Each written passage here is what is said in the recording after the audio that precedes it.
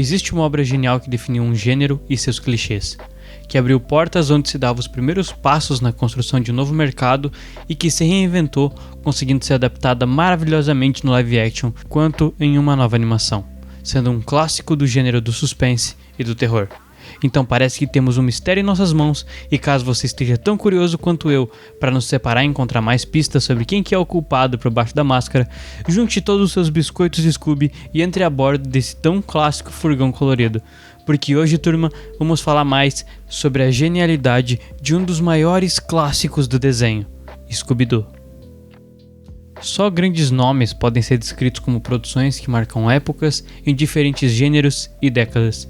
E acredito que esse título serve muito bem aqui pela quantidade de produções e de qualidade incrível que esse título tem, sendo tão antiga que passou nas telas de televisão e do cinema em diferentes formatos, sempre deixando um gosto de quero mais por expandir um universo vasto e cada vez mais estranhamente curioso. As histórias da Máquina de Mistério começam em 1969, ou seja, 51 anos atrás. Há tanto tempo que agora o estúdio original nem existe mais, e suas produções foram absorvidas por outro grande nome da produção, no caso a Warner Bros. Criado por Joe Ruby e Ken Spears, foi orientado por eles também em grande parte dos filmes, e o que por si só já é de grande destaque, pois produções que ficam grandes demais tendem a ser passadas de mão em mão, de diretor em diretor, tanto na mudança de estúdios quanto na venda do projeto. Mas esse, além de ser um dos principais bons pontos da obra, também é onde mostra o carinho que existe nos criadores e nos fãs. Porque se você for assim como eu, vai sempre sentir quando a obra foi feita só para vender alguma coisa, ou principalmente se a história é, genérica. Tanto que aqui o gênero do clichê é levado ao extremo pelos episódios e filmes sempre seguirem a mesma fórmula e solução. Então, por que isso deu tão certo? O segredo está na repetição, que além de criar contexto, como eu já falei muito por aqui, cria também tradições, vícios e virtudes, que vão se adaptando ao longo do caminho. Por exemplo, os clichês que compõem a turma vêm se adaptando com o personagem do tempo em que são explorados, conforme o público amadurece também.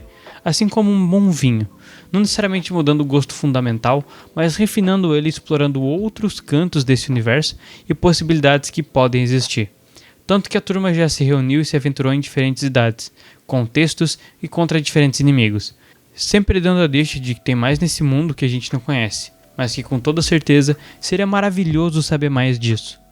Tanto que a maior conclusão de maturidade, tanto do estilo clássico quanto das capacidades de produção, a gente vê em Scooby-Doo Mistérios S.A., a série animada publicada em 2010 com transmissão até 2013, dando um contexto diferente para o universo e para as relações de uma turma que a gente já conhece muito bem, explorando melhor os clichês e falhas de cada personagem em suas relações pessoais.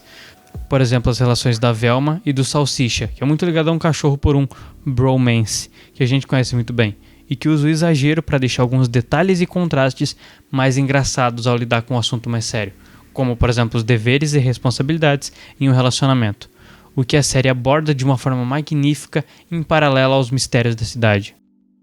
Tá, mas só falar que é bom não necessariamente mostra por que é bom. Eu posso ler pontos, mas mesmo assim ainda falta alguma coisa. Então bora olhar para pontos principais desse clássico que me mostra pistas de que isso é realmente uma obra incrível. Por isso eu vou comparar os filmes live action, novos e antigos, e as animações novas, para entender um pouco como que isso está funcionando e por quê. Live action, Scooby-Doo e Scooby-Doo 2, Monstros à Solta. Essa é uma das produções mais conhecidas tanto pelo casting de ser uma boa representação dos personagens cartoon, quanto pela qualidade de representação das aventuras da turma, trazendo conflitos e arcos de desenvolvimento dos personagens muito mais aprofundados em suas relações pessoais, algo que não necessariamente grande parte das produções fizeram, mas aqui tomando passos mais arriscados para a produção, como a utilização drástica de CGI em 2002 e 2004 em personagens principais da narrativa e que tomavam muito tempo de tela. Algo que poderia não ter envelhecido tão bem pelas limitações de produção e de custo, mas que ainda funcionam muito bem dentro do contexto da obra. E isso porque esses filmes não buscam criar e se destacar em pontos que a obra deixa de ser ela, como os novos live actions acabam tentando fazer, assumindo tosco, clichê e exagerado nos movimentos, falas e expressões dos personagens, enquanto lidam com os conflitos, porque assim conseguem trabalhar também, dentro do contexto original, o mesmo estilo narrativo das animações. Tanto que um grande exemplo disso é no segundo filme, que traz ao mesmo tempo uma exposição orgulhosa, assumindo a história não mostrada no filme da turma e que ajuda a gerar uma profundidade maior em quem eles são, por onde passaram e por quê, dando mais estrutura para o problema do filme e para o vilão. Tanto que até mesmo os atores secundários, que por mais que apareçam pouco, ajudam a mostrar uma boa estrutura de mundo dentro do filme.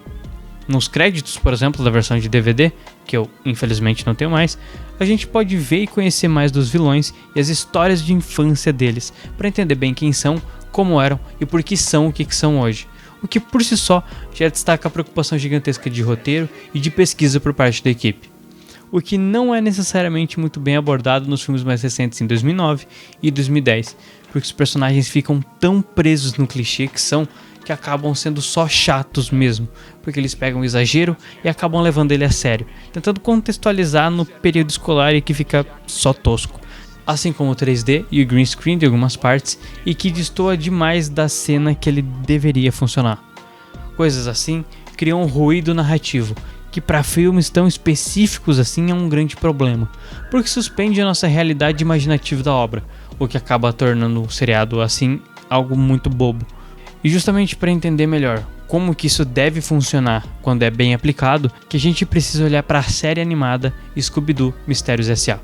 Tanto a estética quanto o roteiro são orientados muito pelo contexto e estilo estético que as obras tinham antes, mantendo as roupas clássicas e aprofundando a relação entre os personagens, até exagerando elas para que seja de uma forma mais cômica, dando contexto de criaturas, monstros e o surgimento da Mistério S.A. antes dos próprios personagens, para aprofundar mais como o próprio mundo funciona. Então, cachorro falante, monstros do fundo do mar e mistérios antigos e assustadores fazem sentido. E por isso é uma continuação e homenagem muito melhor do que a direção dos novos filmes live action fizeram. Não só por levar em consideração ao como a obra se leva a sério, mas sim como os espectadores levam ela a sério também.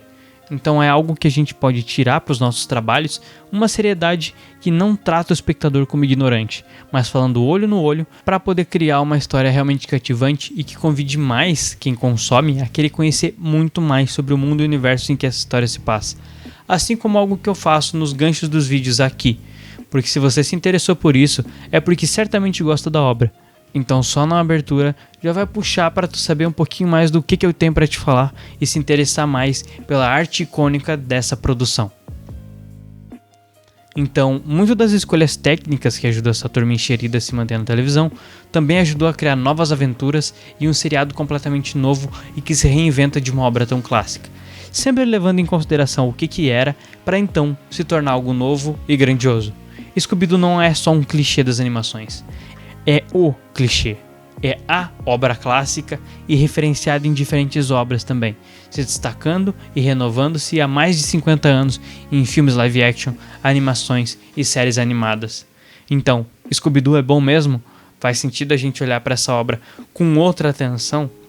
É claro que sim, porque ainda tem muito espaço nessas artes e nesse estilo narrativo que a gente pode aprender muito e tem muito mais a se descobrir, porque cada novo estudo é um novo mistério em nossas mãos.